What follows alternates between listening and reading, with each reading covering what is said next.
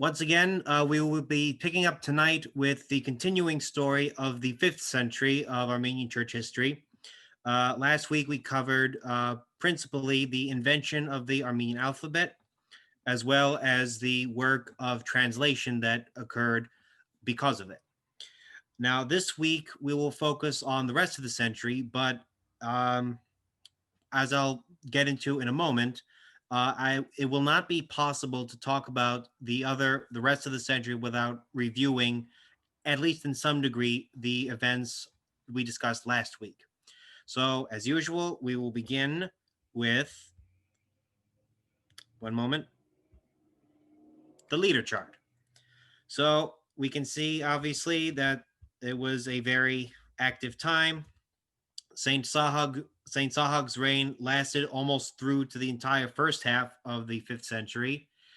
And then after King Vramshapu, who initially supported Sahag and Mesrob in their work, he was succeeded by a Sasanian prince, and then afterwards the final king of Armenia, Artaxerxes IV. And then after him was an Iranian imperial governor known as Amarspan. In the Iranian world, we have 1 year in which we have 4 individuals who became the Shahan Shah, the king of kings. So a little bit of a violent episode in that year in 420.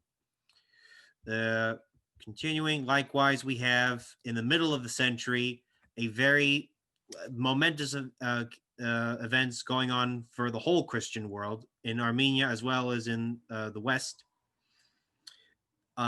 Further in the West, we have a year of 3 Roman emperors. So again, not very stable year for the Byzantines.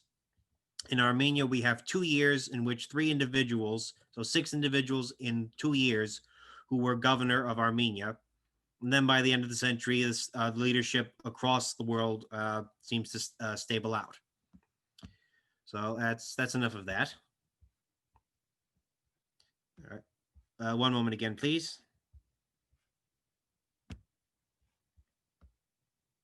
Okay.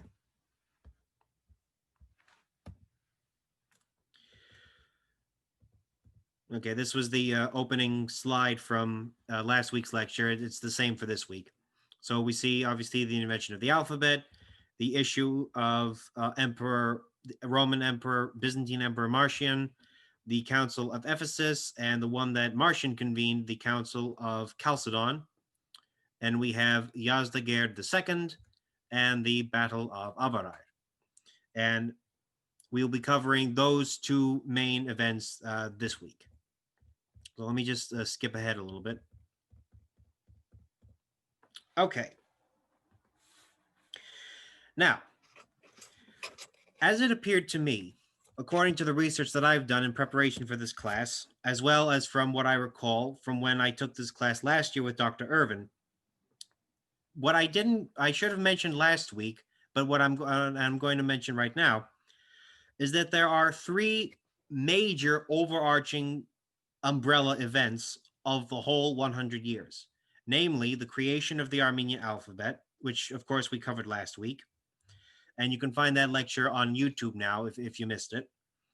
The second are the series of church councils, mainly ecumenical councils, convened more principally in the West. This includes the Council of Ephesus in 431 and Chalcedon in 451, a mere 20 years later. We also have what I would call the semi-ecumenical council of Ephesus II in 449, the local Armenian Church Council of Shahapivan in 444, and the local Armenian Council of Artashat in 449, the same year as the semi-ecumenical council. And the third major event is perhaps one of the more well-known events of Armenian church history, the Vartanants War, also known as the Armenian War by the writer Yerishev, or, and this is a term that I'm coining to describe it, the Armenian War against Sasanian aggression. And we'll get into the reasons for that toward the end of the lesson when I cover the war properly. But even though these are the 3 main events, so these take place roughly the first 30 or 40 years. The invention of the alphabet occupies roughly the first 40 years of the 400s. The ecumenical councils occupy, say, the 430s through the 450s and have ramifications into the 480s. And the Armenian War effectively begins in the late 490s and 451, and again continues to have consequences 30 years later, another a generation later. So all of the smaller individual stories, the biographies of all the people involved, and the various developments of the time all connect in some way or another to these three main events. And even the smaller events that contribute to one major event do have lasting consequences for the other two, as we'll see over the course of this lesson. But tonight we'll focus primarily on the councils and the Vartan War. But I will have to go back a little bit and talk again about the invention of the alphabet, because a lot of the stories and a lot of the consequences that Armenians have to deal with come from that initial main event. So to reiterate, the trials and triumphs of the 5th century and all of the interrelated smaller personal stories associated with them are covered in the major early sources, which include the biography of written by Koryun, who was a student of Mesrop Mashtots, titled The Life of Mashtots. There is the student of Mashtots and historian clergyman Yerishe, who wrote The History of Vartan and the Armenian War, which is available in English by Dr. Robert Thompson. Again, The History of the Armenians by Movses Khorenatsi, and The History of the Armenians by Ghazar Parpetsi, which is also available in English by Thompson. And Parpetsi worked under the patronage of Vahan Mamagonian, who was the nephew of Vartan Mamagonian. So from last week's class, we recall that Saint Mesrop, Saint Sahak, and all their disciples, with a financial and other type of support from the Armenian king Vramshapu, agreed on the need to make the Armenian language lettered in order to properly evangelize the Armenians as well as the surrounding countries. If you see my mouse moving around here in Iberia and Caucasian Albania. As we remember from last week, Mesrop was involved in creating alphabets for those peoples, not just for the Armenians. This was to make Christianity a real living presence for the people and to help displace the older Zoroastrian faith. Now, as I mentioned last week, Mesrop and several of his students, including Yeznik, Hovsep, Hovhan, Koryun, and others, traveled throughout, here we are, Anatolia, Asia Minor, as well as the wider Levant in Syria, in Mesopotamia, and the land under the control of the Iranian Empire, to find a system of letters that worked for the Armenian language, and then to study Greek and Syriac in order to copy and then translate books from those church traditions into Armenian for the use of the Armenian church. Now, what I didn't mention last week is that this phenomenon of going out and just learning languages and collecting as many books as they can find betrays what seems to me to be a very interesting element of Armenian history. Namely, don't reinvent the wheel. If you have something out in the world that exists to serve your needs, use that, adopt it, and then adapt it to your own circumstances. For example, from 2 weeks ago, we remember that Gregory the Enlightener co-opted the pagan Zoroastrian clergy into the service of the church. And as such, they were able to retain their rights to temple properties and gain the rights to administer church properties. Likewise, the uniquely Armenian system of convening a church council grew naturally and organically out of the centuries-old tradition of Parthian governance, in which all the leading noble individuals, secular nobles and clergymen, would get together and discuss issues of policy and situations that everybody faced. And likewise here, Mesrob and his own students went out across the Christian world as they were exposed to it to collect Bibles, liturgies, commentaries, and various other types of literatures to incorporate into their own tradition. Now, there's one other element of the invention of the alphabet that I think is worth mentioning, namely, why I think, and this is my own commentary on it, so take it with a little bit of a grain of salt. But I think there's one reason among many that Gregory and his family were so prominent in this early period and why it was recorded as such in the literature. First of all, on a very basic, banal level, uh, Gregory was patronized by Dertad. He was patronized by the king, and the Catholicos in this early period was the bishop attached to the royal house and the royal provinces. And of course, for uh, ecclesiastical offices in Armenia, as we learned from 2 weeks ago, were hereditary. So I think it's a fairly safe bet that any connection to a state enterprise or a royal enterprise has a very good chance of being recorded in writing. But a little bit more detached just from the basic politics of it, we also know that Saint Sahag was directly involved in the translation work and in collecting texts and so forth. He was the last of Saint Gregory's uh, direct male descendants. So it seems very logical that he would ensure that his place and that of his family would live on in the literature, even if he couldn't produce a male heir to carry on the line of the Catholicos. And on that point, there's a third reason for that. Third reason why Gregory is so prominent beyond the work that he and his descendants did. Dr. Irvin wrote in an issue of the Treasury magazine, which I have right here, in this issue in particular. I'll send a link for that magazine at the end, or I'll include it in the supplement in a couple of days. Dr. Irvin wrote an article on a vision that Saint Sahag had, which was recorded in the history of Razard Parpetsi. I won't get into the detail. I won't get too far into the details. It would take too long to explain now.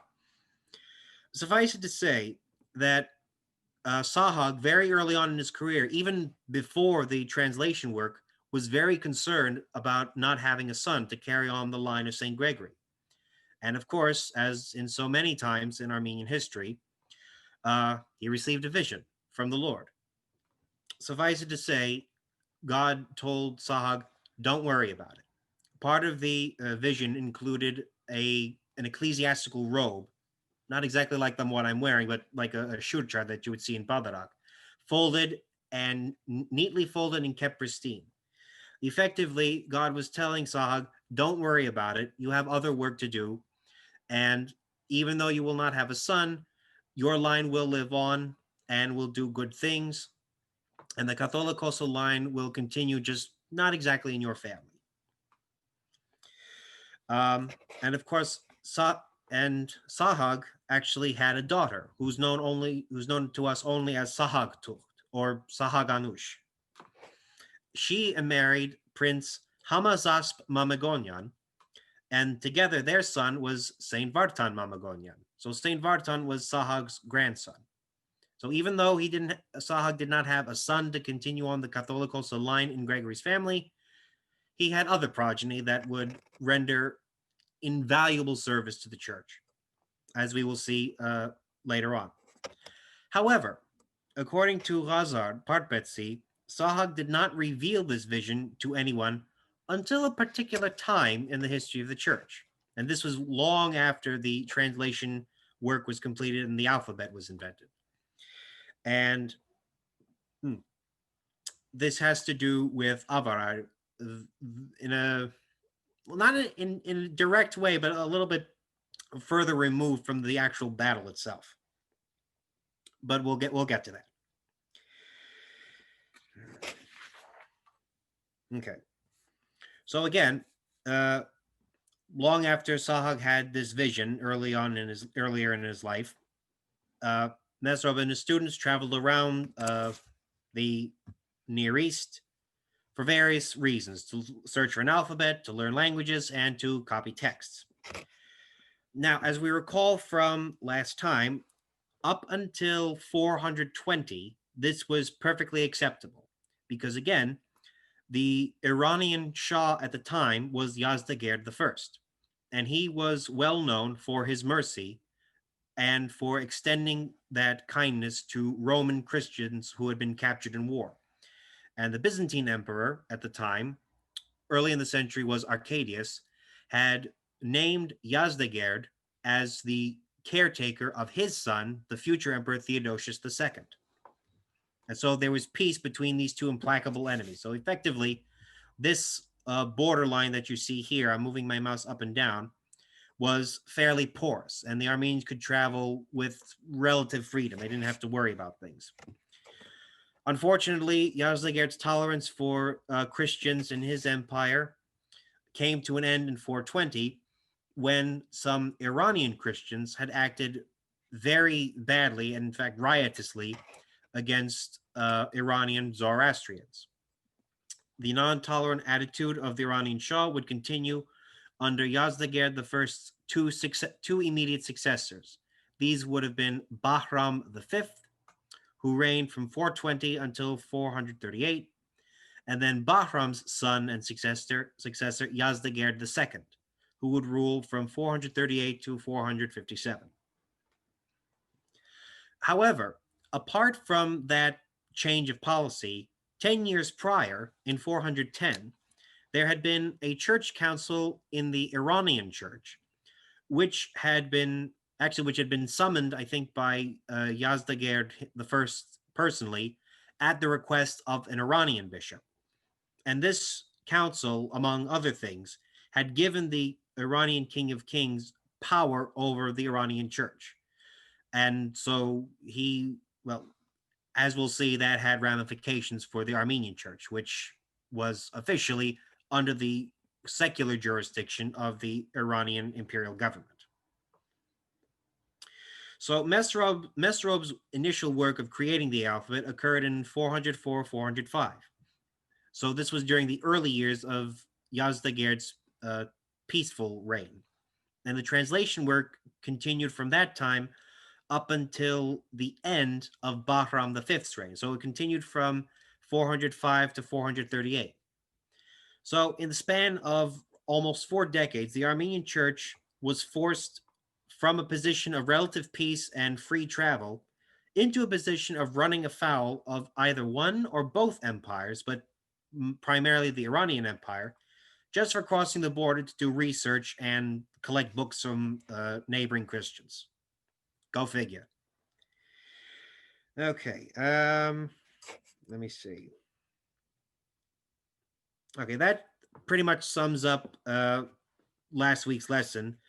Now, a couple more details that are pertinent for this week's lesson, but coming from last week, are just a couple of things that need to be kept in mind.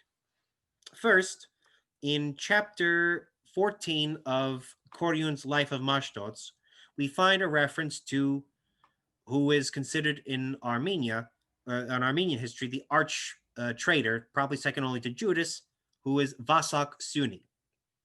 And we read of Vasak Suni in this text. Brave Vasak Suni, a wise and ingenious, far-sighted man endowed with the grace of divine knowledge, came to be the ruler of Sunik. He greatly assisted in the work of evangelization. He showed obedience as a son to his father, and duly serving the gospel, carried out all his requests. And this means that he was involved in supporting the evangelization work of Mesrov and using the new Armenian letters and so on and so forth. We also read from Koryun's Life of Mashtots that some of the pupils went to other Greek lands. In this case, Revont and Koryun went to the imperial city of the Byzantine Empire, Constantinople, which is right up here in the top left corner. So they traveled all the way from Armenia, across Anatolia to Constantinople for further work and research. There they collected more works of Greek fathers, the canons of the councils of Nicaea and Ephesus, biblical commentaries, and other such things. And at this point, I should also note that the translation and effectively creation of the Armenian Bible happened in two phases. The first was a little bit earlier, probably right after the creation of the alphabet, and was based principally on Syriac copies of the Bible and some Greek versions. But then later on, in the 420s, early 430s, when Levant and Koryun and Yeznik went to Constantinople, they brought back other Greek texts of the Bible, and the initial translation of the Armenian Bible was edited, corrected, made more refined, so on and so forth, from these other versions of the Greek Bible. Additionally, in Koryun, we get the first inkling of the problems facing the Western Church, which would lead to the Ecumenical Councils. Namely, we find that the books, to quote from Koryun directly, the quote, false books and inane traditions of, end quote, of the Bishop Theodore of Suestia. Now, if you look here on the map again, I am circling around where it says Cilicia, Adana, Nicopolis, Anazarbas, and Suestia. It's right here to the left of the screen where it says also Mediterranean Sea. This is where that particular bishop, that's where he was bishop, Suestia. And he came originally from Antioch, which is not that far away. So we're already getting the inkling, even in Koryun's text, of some simmering problems with learning and with types of Christian learning in this time. Now, also at this time, in the year 421-22, there was, as I mentioned, the persecution, well, not the persecution, the rioting, so to speak, of Persian Christians, which led to Yazdegerd the first persecuting Christians under his jurisdiction. And that persecution or intolerance of Christians continued under Yazdegerd's successor, Bahram V. These Persian Christians fled to Rome, and they were welcomed by Bishop Atticus of Constantinople.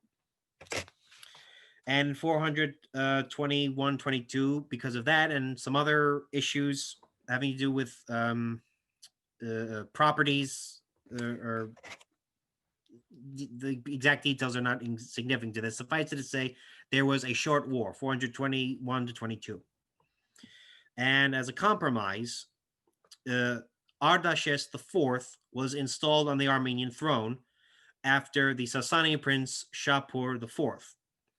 But Artaxerxes IV was universally panned. He was not a very good ruler, and according to the sources, namely in Khorenatsi and Ghazar Parpetsi, he was effectively a very lustful king. He did not live a Christian life. He was baptized, but he did not live a Christian life. So now we start to get to the meat of what leads to the problems of Avarar, and indirectly leads to Avarar and other exciting things of the century. The Nakharars, the chief nobles of Armenia, appealed to their Catholicos, to Sahag, for his help to denounce Artaxerxes to the Iranian king. They wanted to get him out of the way and somebody else installed. Sahag, however, in his wisdom, refused. Quote, he did not want to, quote, hand over to wolves my erring sheep, end quote. He told the Nakharars, he counseled them, that it would be wrong for the Armenian princes to betray their Christian king, even if he was acting badly, to a non-believing emperor, and that they ought to wait for the Christian Roman emperor Theodosius to help them in that situation. That, I should mention, was only recorded in Khorenatsi. Parpetsi doesn't mention appealing to Theodosius, but it's still a detail that is worth noting. Suffice it to say, the Nakharars did not listen to their Catholicos, and they still appealed to Bahram V to get rid of their king. And in the mix, they also denounced Sahag for not supporting them.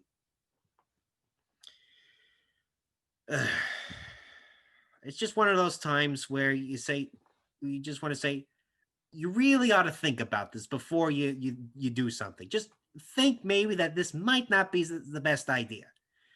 But hindsight's always a beautiful thing. 2020 vision. In 428, the King of Kings Bahram V fulfilled the request of the Nakharars and ousted Artaxerxes IV, as well as deposed Catholicos Sahag from his position as Catholicos. The King of Kings installed an imperial governor, a Marspan, over Armenia, and installed, well, I'll get to that in a minute. And Khoronatsi gives the name of this first Marspan as Ve Mir Narse. So in 428, the Armenian kingdom was officially abolished. There was no more royalty. There was no more king. It was effectively the domains of the Nakharars, all collectively under the administration of an imperial Iranian governor. Effectively, this was one of the first times that this happened, and this, of course, would repeat again in 1375 with the Kingdom of Cilicia. It's a little bit out of the way, but this is one of the first times that this phenomenon happens, that the Armenian independence is just gone. Now, this move was to the benefit of the Iranian government. It brought Armenia, a long time prized region of the world, under direct imperial rule. It also curtailed the increasing independence of Armenia and the other Caucasian realms that Mesrob and his disciples had helped to evangelize with new alphabets. And furthermore, it also helped to cut off the Armenian church from having any further interaction with the Byzantine West. That being said, though, it wasn't a complete cutoff, as I'll mention in a moment. Well, I've mentioned it before, but just in passing. But I'll mention it again. It was also during Bahram's reign that we see, according to the leader chart from earlier, that 3 individuals were appointed by the Shah to be the official Catholicos of Armenia. And these were all Syrian bishops who answered directly to the Shah and were under his direct control. But no one really in Armenia actually considered these people to be Catholicos, and then they are remembered, in fact, as anti-Catholicoses, like you have in the West, in Rome, anti-popes. That's just our equivalent. So these 3 individuals were Surmak, who reigned for the first time from 428 to 29, Burgisho from 429 to 432, Shmuel or Samuel from 432 to 437, and then Surmak a second time from 437 to 443. Additionally, as I said, Sahag was deposed, and several of the lands that belonged to the Catholicos were confiscated. Now, the reason I mentioned, I want to bring this to attention, is because the position of the Shah and the way he was conducting himself with the Armenians was not out of the ordinary. It was in compliance with the tradition established about 10 years, a little more than 10 years earlier in 410. The Iranian emperor had this right to appoint bishops. But this was not the norm and was not the tradition in Armenia. So there was already some tension building up, even in almost 30 years before Avaraj. Now, I had mentioned earlier that Sahag had a vision in which he was assured that even if his direct biological line would not continue, the church would be safeguarded and there would be work for him to do.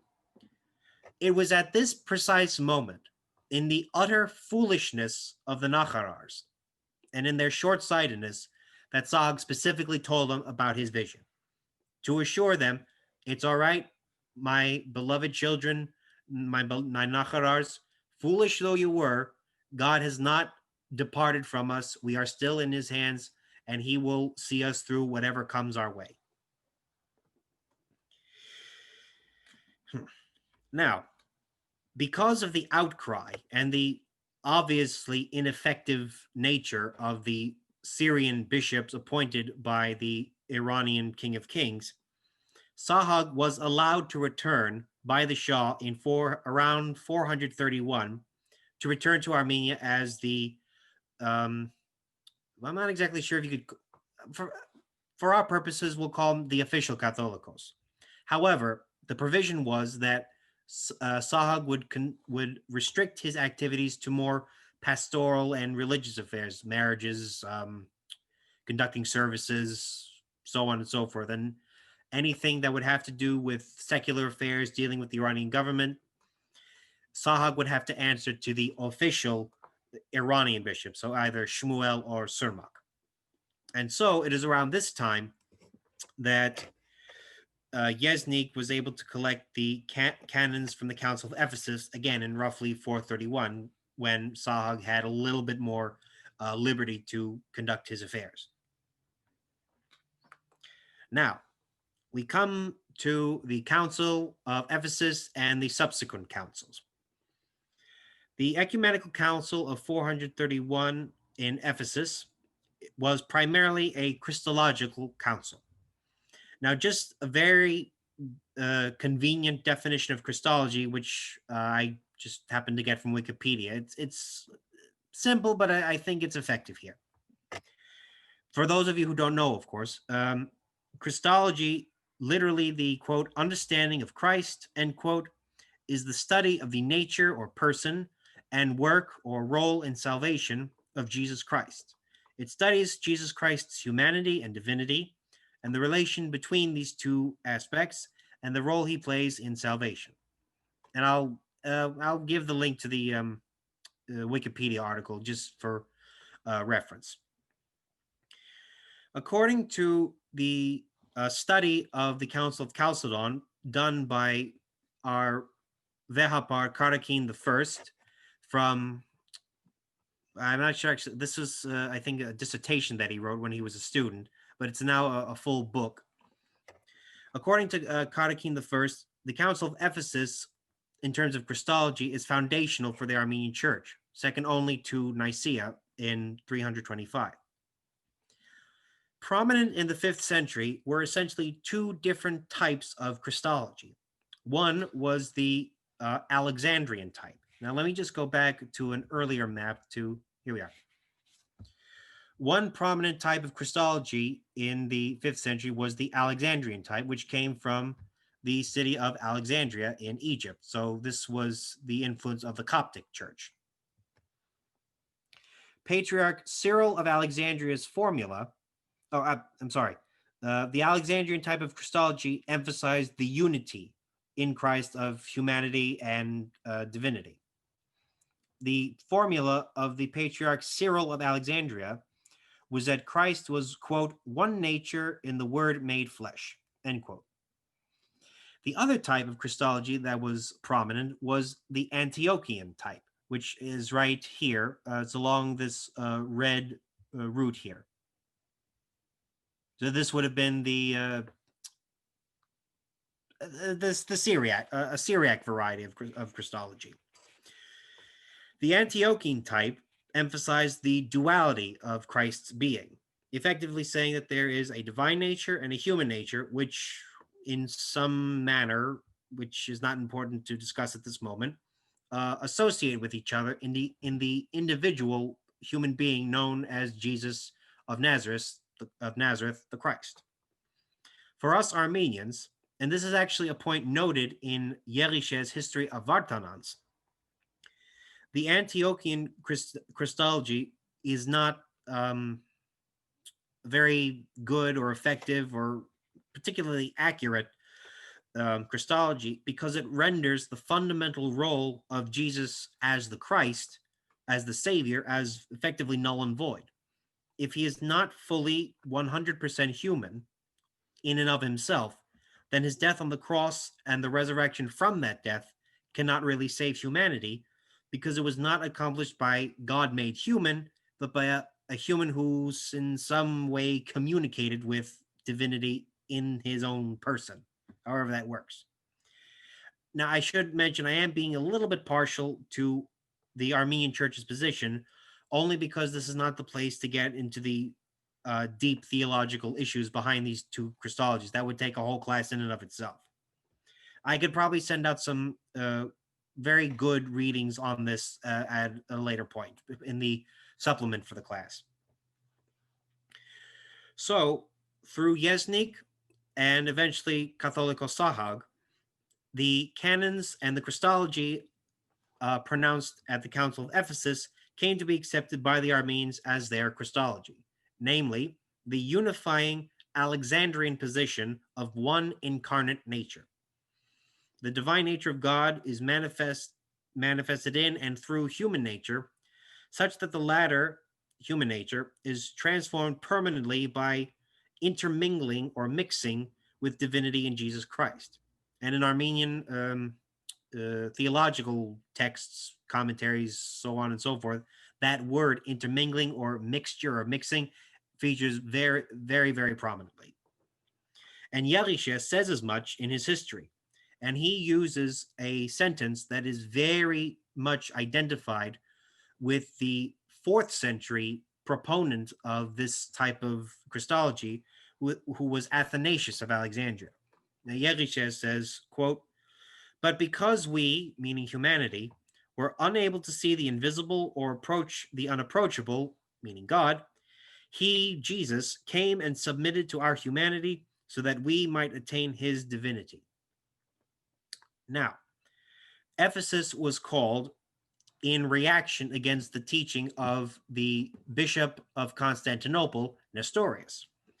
Nestorius he took the Antiochian Christology just way too far. He took it to the extreme, effectively saying that there were two Christs, each containing a nature, one human Christ and one divine Christ, who were brought together somehow in one body. And furthermore, he also taught, based on that idea, that Mary was not the Astvadzadzin, the Theotokos, or the God birther or God bearer, but Mary was only the Christotokos, the mother of the Christ, and therefore not God's mother. And that just is not correct. We always have referred to Mary as the mother of God. So to deny her that is just the whole thing just doesn't work. It doesn't make sense to pray to Christ if he's not God. And so it's not logical to not say that Mary is God's mother. And actually, this was the issue that immediately prompted the Ephesus Council, how to address Mary and how to understand Christ vis-a-vis his mother. Now, one author whose works were known at this time, and probably someone that Nestor Mashtos would have interacted with, was Bishop Theodore of Suestia, who was, again, bishop of the city near Adana. His works were some of the more famous and high-quality writings to come from the Antiochian general tradition and the Syriac world in the early 400s. But eventually, his works became to be vilified and were condemned indirectly by their association with Nestorius for producing this extreme two-Christ way of thinking. Now, this put Theodore's writings in a bad position, but Theodore himself was not condemned, and Theodore's writings were not totally disregarded. In spite of Nestorius' error, and regardless of his eventual condemnation as a heretic, Theodore and his works were still highly regarded among the Antiochian communities and somewhat in the Armenian communities. So the Antiochian Christology fell out of official favor with the Armenians for the first time here, as noted by Corion. Otherwise, Corion wouldn't have referred to Theodore's works as false books and inane traditions. Now, before and after Ephesus, we learn from Arachin Vehapar's book on Chalcedon that several letters were exchanged between the Armenians and other prominent bishops of the time, including Bishop Acacius of Melitene, who sent two letters to the Armenians, one to Sahag in 432 and generally to the Armenians in the 430s. In fact, this Bishop of Acacius played host to Mesrop's students earlier on in the century when they were doing their initial research work. After the Council of Ephesus, the Armenian church, Sahag, because he could not run afoul of, well, let me rephrase that. Sorry, that sentence got away from me. Let me set that up again.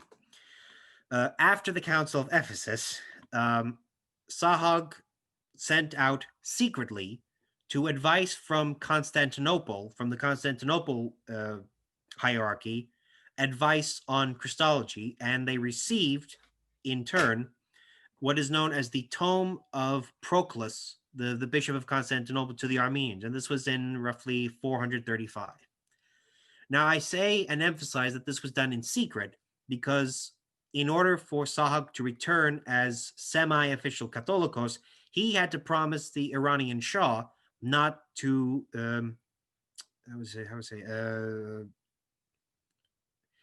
effectively, he agreed not to take in more learning from the erroneous Greeks. So it had to all be hush-hush. And these documents are contained in what is known as the Book of Letters. Now, the Book of Letters, I should mention just as an aside, is a collection of documents, which I think Dr. Irvin will discuss in the coming weeks, in which are collected correspondences, letters, and other prominent documents specifically dedicated to questions of Christology that were exchanged between the Armenians and others. Okay. So that was the Council of Ephesus. Continuing on, little over almost 20 years later, there was another council in the West in 449. This was the Second Council of Ephesus. Now, I say that it's semi-ecumenical because it's mostly accepted in the Coptic Church, and quite frankly, its proceedings were chaotic at best and directly led to the Council of Chalcedon 2 years later. Now, the reason that this whole affair of Christology became as heated as it was is in no small part due to the very passionate tempers of the Alexandrian Bishop Cyril and the Constantinople Bishop Nestorius. It wasn't just a difference on very important topics, but the individuals who were promoting these topics also did not have the best people skills. So they're both very stubborn and both sort of dogmatic in how they conducted themselves. So many Nestorian Christians, or those who subscribed to the Antiochian tradition, believed that the politicking that took place rendered Nestorius a little bit unfairly. It wasn't that he was wrong, but he wasn't treated in the best way. Cyril's successor in Alexandria, the Bishop Dioscoros, took charge of the Second Council of Ephesus in 449. Suffice it to say, the proceedings devolved very quickly and collapsed into shouting and violence. And so this Second Council, in many parts of the Christian world, came to be known as the Robber Council, just for how unchristian it was. And this was part of what prompted the Byzantine Emperor Marcian to convene another council at Chalcedon. Now, at Chalcedon in 451, well, that was part of it, and the other part of it was it was to condemn another extremity of Christology. In this case, it was an extreme Alexandrian Christology put forward by the priest Eutyches, and he effectively declared, instead of being two separate Christs, the unity between divinity and humanity in Christ was so strong or so complete that it created a third, new, different nature altogether. Now, let me see. Hold on a second. Oh, let me go forward a little bit. Here we are. So we see here up on the PowerPoint, Ephesus 431, Patriarch Nestorius was condemned for an extreme Antiochian Christology emphasizing division. So you see here, almost two Christs.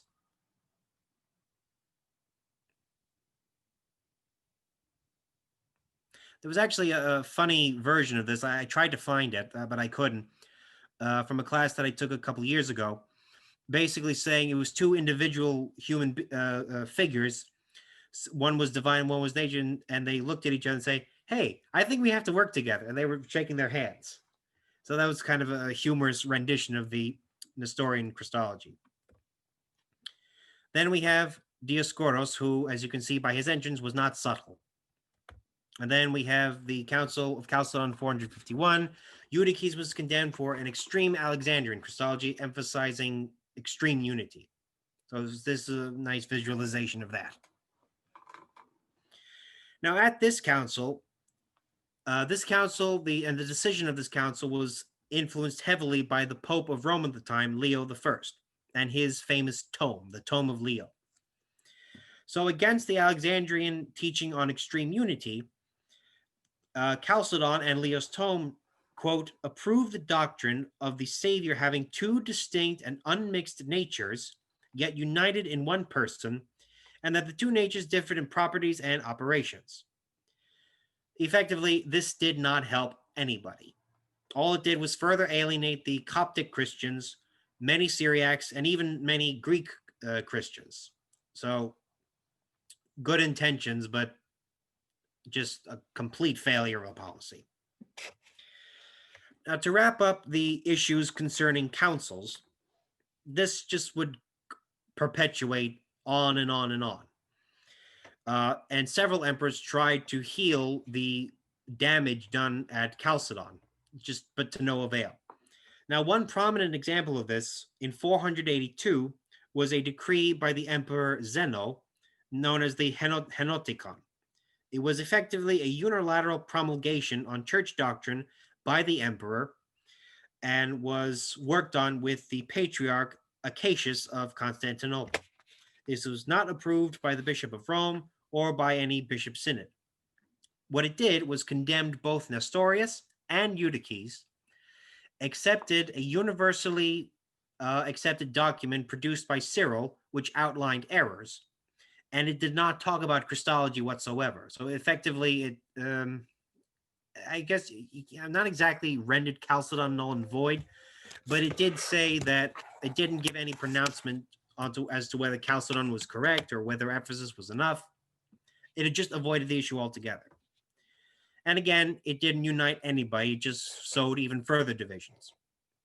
But this actually came to be included in the book of letters of the Armenian Church. So the Armenians found it perfectly acceptable. The aftermath of Chalcedon, interestingly, has ramifications for the Armenian Church in the 6th century. The Nestorians were welcomed by the Persian Church and were patronized by the various succeeding shahs, even though the official religion of Iran was still Zoroastrianism. And as an attempt to make a compromise, Zeno, in addition to giving out this declaration, this Genoticon, as a compromise to the non-Chalcedonians, he banished the Nestorian Christians, who were welcomed in the East, and they came to have cause trouble for the Armenian Church. And I think Dr. Irvin will be able to get into that next week with the Catholicos Papken and a couple of church councils in the 6th century. And now at last we come finally to Vartan and the war. Now we're going to go back a little bit in time. So we just went through the second half of the 5th century, just focusing on the councils, and we're going to go back now again to focus on the war issue. But remember that at the same time, these two main events are happening all together, so just complete chaos. In 444, the Armenian Church was able to convene a local national council to address problems of religious practice, conduct of clergy, princes, peasants, and various other customs, marriage, and so forth. And this is alluded to by Koryun in his Life of Mashtots, when in chapter 27, he calls one of the students of Mesrob, Hovsep, quote, chief of the council. And this is most likely the Council of Shahapivan 444. There wasn't any other council at the time. So Hovsep was elected as Sahag's first non-Gregorian Gregory family successor. And this is actually after Mesrop himself had served as the locum tenens for a very short time.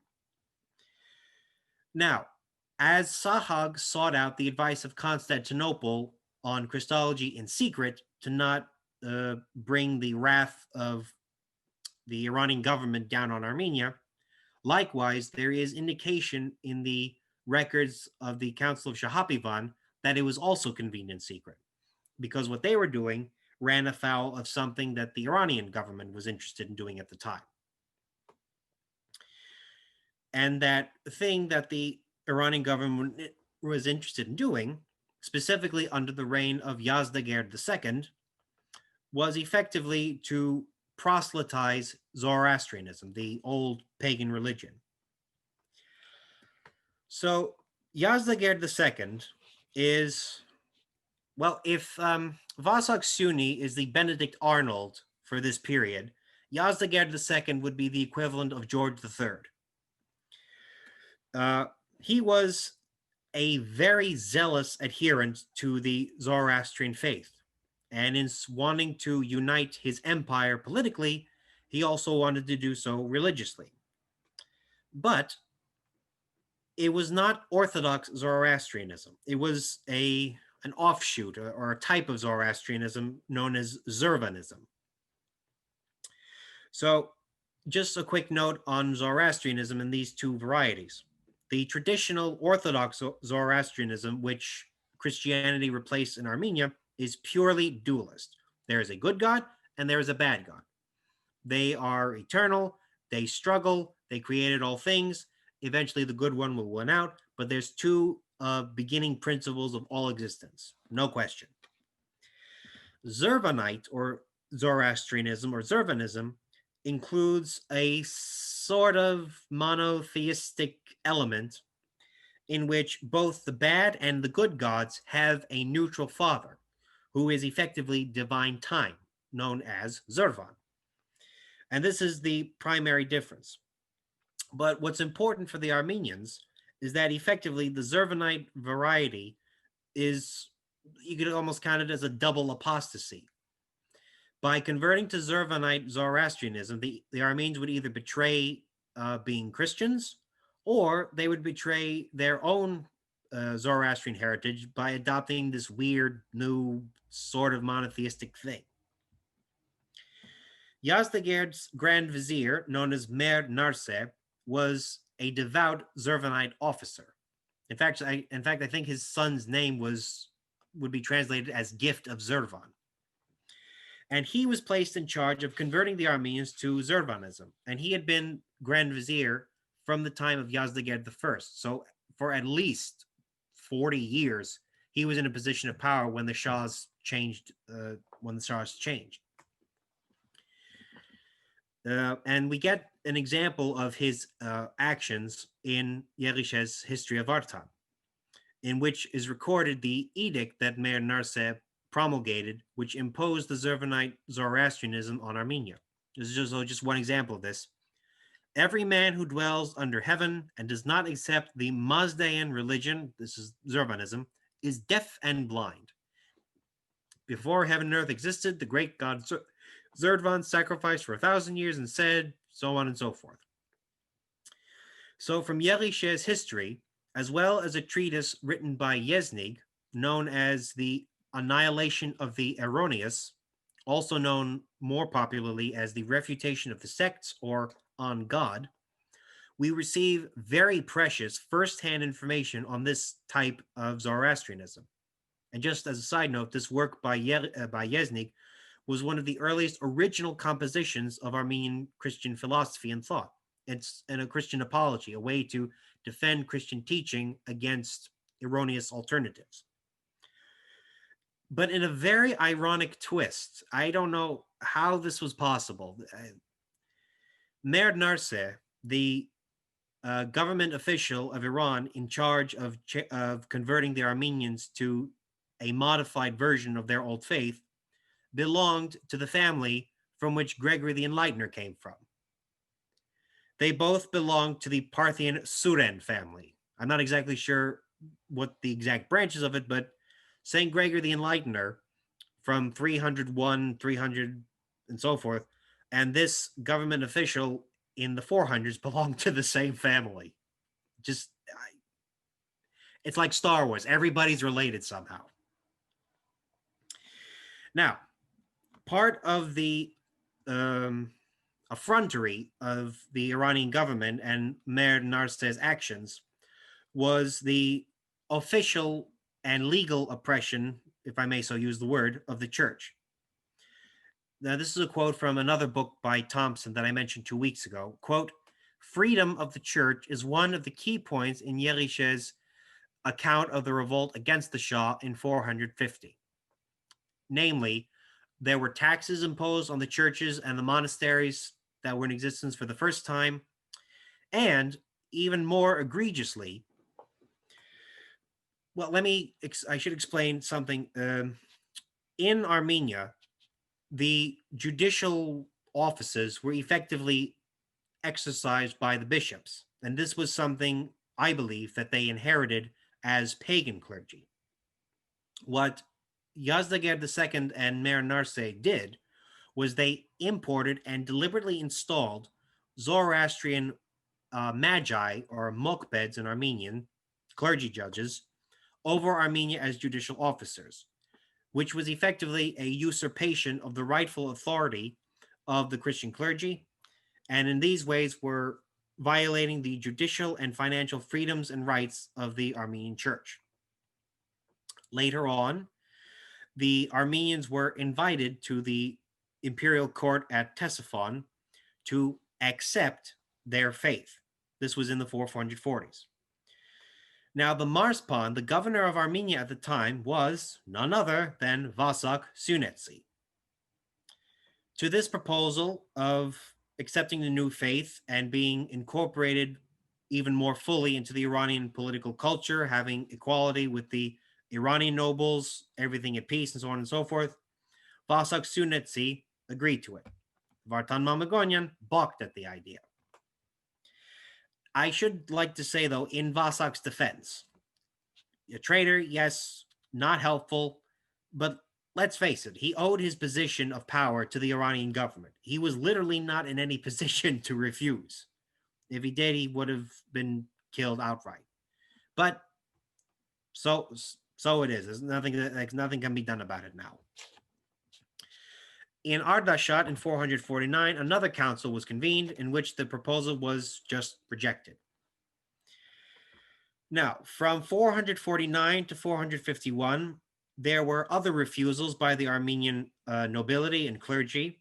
There were other oppressive acts committed against the Armenians, tortures and so forth, which are recorded.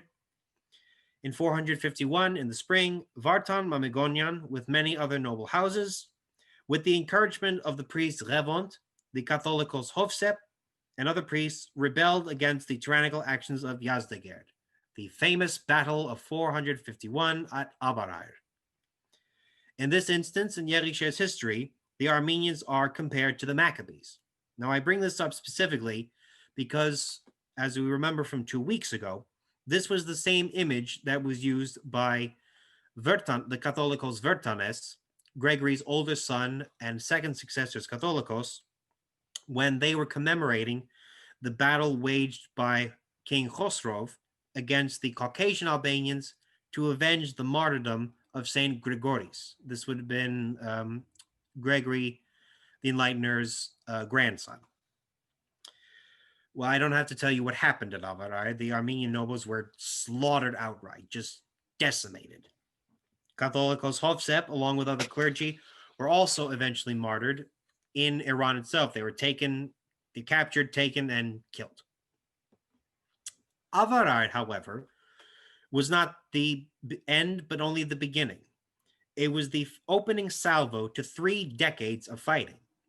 Now, unlike this particular battle, which was an actual battle with battlefield and armies arrayed in line and so forth, we learn that the fighting that continued over the next 3 decades was principally guerrilla fighting. It wasn't organized, it was just onslaughts here and there, led principally by Vartan's nephew, Vahan Mamagonia.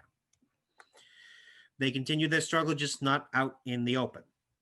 And eventually, this just became too much for the Iranian government to handle, especially since by the 480s, the Iranian Shah had to deal with other attacks on his eastern border. So even further east from, actually, I think it's from the Huns that were attacking. The Huns are coming.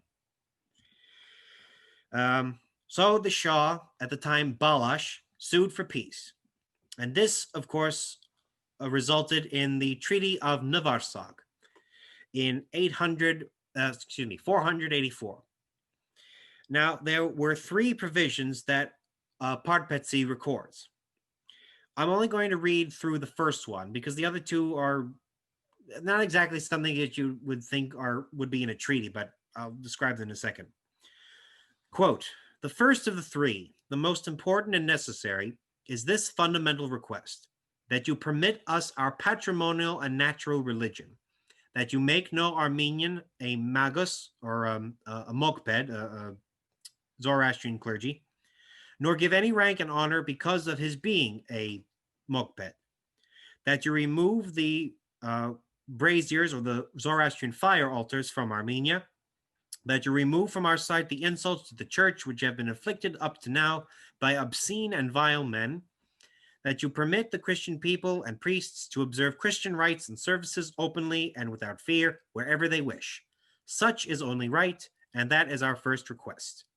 So effectively, this first request put forward by the Armenians, not by the Iranians, said the Iranians are to remove the Zoroastrian or Zervanite temples. They are to permit the Armenians to worship freely without harassment, that all rights and privileges be restored to the Armenian clergy and churches, and effectively freedom of worship. The other 2 conditions or the requests have to do with conduct. The second request implores the Shah with injunctions to listen to wise, sober-headed, honorable, valiant men over wicked men or wicked councils.